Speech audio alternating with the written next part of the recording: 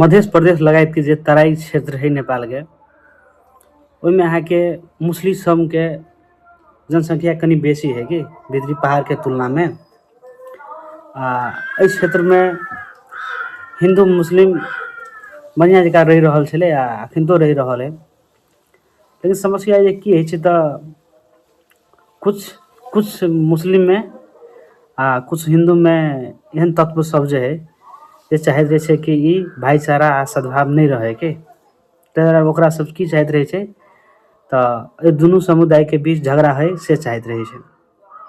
त पटक पटक मध्य प्रदेश आ तराई के एरिया सब में न्यूज सब में देखे तो हेबे कि झगड़ा लड़ाई होते रहे छै, उत्पन्न होते रहे छै दूटा समुदाय के बीच में। ऐसे लगभग 1-1.5 साल पहले हम वीरगंज में देखने रहिए घटना भेल रहे। ताहि बाद अहाँ के जनकपुर के जा तिलिया पोखरी लक कनि दिन पहले विवाद सेहो सुनने रहिए, ओहो में हिंदू मुस्लिम वाला बात रहे। प्लस अहाँ के सुनसरी में भेले अहाँ के ओहो में अहाँ के हिंदू मुस्लिम के झगड़ा छै कहे छै। अब वो जब हमरा सब नहीं गेल छै नहीं देखने छै, लेकिन कहे छै कि हिंदू सब बोलबम के यात्रा में निकलल रहे अब जब मुस्लिम पक्ष के आदमी सब आक्रमण कर दिलकै आ झगड़ा भेले।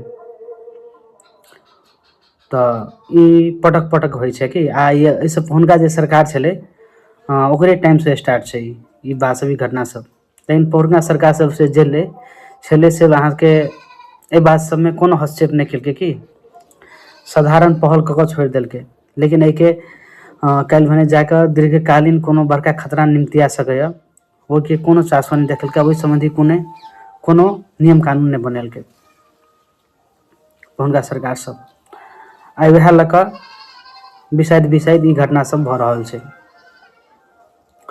अखुनका सरकार सेहो हमरा लगे ओते गंभीर नहीं भेल छै, लेकिन अखन तो गंभीर नहीं है तो काल्हि इहो से बड़का समस्या भोगऽ पड़तै। ताहि दुआरे धर्म के नाम पर जे भऽ रहल छै पटक पटक भऽ रहल छै, बार बार भऽ रहल छै जे घटना सब ओके नियंत्रण के लेल सरकार कनी गंभीर हो पड़तै। खासकर मध्य प्रदेश आ तराई के क्षेत्र में जे धार्मिक द्वंद्व सब होइत रहे छै ओहि के लऽ कनी गंभीर हो पड़तै सरकार। ऐसे हुनका सरकार अहाँ के खासे पहल नहीं देखेने तना हमरा बुझाइए।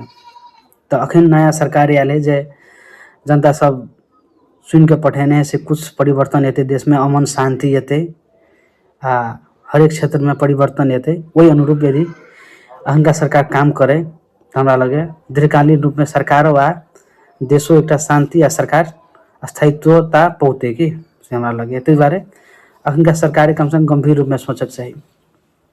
ऐसे खास करके खुला बॉर्डर भेला कारण से बहुत ऐसे भितरे ऐसे एक मतलब मतभेद जगह बात सब जगह आदमी सब में जनता सब में फैलावत रहे छै कि दोसर देश से आदमी सब आबि कऽ घुसपैठ करे वो समय रोक लगा पड़ले।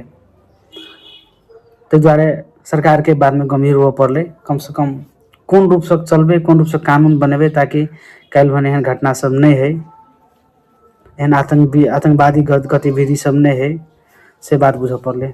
देश में जते भी आदमी रहे छै जे धर्म के आदमी सब रहे छै सबके अपन धर्म मनावे के माने के सबके एक स्वतंत्रता होक चाहिए आ शांतिपूर्वक होक चाहिए से मान्यता रख पड़ले। ताहि दुआरे सरकार के बात में गंभीर हो पड़ले। आ ई जे सुनसरी के घटना छै ओहिमे अहाँ के जे जिम्मेदार है ओके पता लगा कर ओके जे दोषी सब है ओकरा कम से कम खड़ा कर पड़ले कि छानबीने में सीमित रह पड़ले, खड़ा कर पड़ले ताकि एहन घटना फिर बार बार नहीं है। एक साधारण घटना नहीं है, देश के एक अंधकार में लाबि सके। ताहि दुआरे बात सोच पड़ले गंभीर रूप में।